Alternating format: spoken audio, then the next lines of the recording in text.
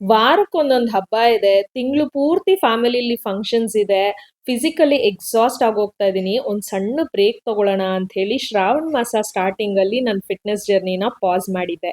ಇವತ್ತವರೆಗೂ ಅದನ್ನ ಮತ್ತೆ one are the other reasons resume ಮಾಡಕ್ಕೆ ಆಗ್ತಾ ಇಲ್ಲ. ಆ ಸಣ್ಣ ಬ್ರೇಕ್ ಸ್ವಲ್ಪ ದೊಡ್ಡದಾಗಿ ಎಕ್ಸ್ಟೆಂಡ್ ಆಗ್ತಾನೆ ಇದೆ.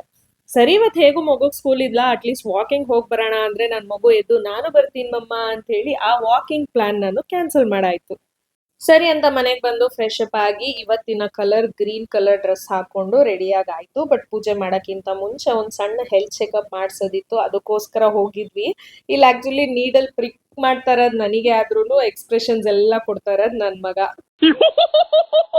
ಮನೆಗೆ ಬಂದು ಪೂಜೆಗೆ ಬೇಕಾಗಿರೋದನ್ನೆಲ್ಲ ರೆಡಿ ಮಾಡ್ಕೊಂಡು ಪೂಜೆ ಮಾಡೋದನ್ನ ಶುರು ಮಾಡಿದೆ. ಆಗ್ಲೇ ಹೇಳ್ದಂಗೆ ಇವತ್ತು ಡೇ 5 ಆಫ್ ನವರಾತ್ರಿ. ನಾವಿವತ್ತು ಪೂಜೆ ಮಾಡ್ತಾ ಇರೋದು ಸ್ಕಂದ ಮಾತಾ ರೂಪದಲ್ಲಿರೋ ಅಂತ ನಮ್ಮ ದುರ್ಗಾದೇವಿಯನ್ನ.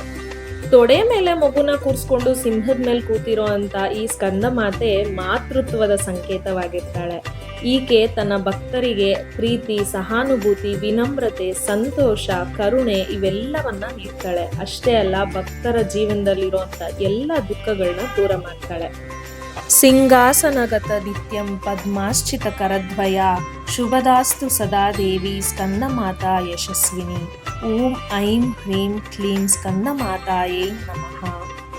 ಸೊ ಇದಾಗಿತ್ತು ಡೇ 5 ಆಫ್ ನವರಾತ್ರಿ. ವಿಡಿಯೋ ಇಷ್ಟ ಆಗಿದ್ರೆ ಲೈಕ್ ಮಾಡಿ, ಫಾಲೋ ಮಾಡೋದನ್ನ ಮರಿಬೇಡಿ. ನೆಕ್ಸ್ಟ್ ವಿಡಿಯೋನಲ್ಲಿ ಸಿಗೋಣ. ಅಲ್ಲಿವರೆಗೂ ಟೇಕ್ ಕೇರ್ ಅಂಡ್ ಬೈ.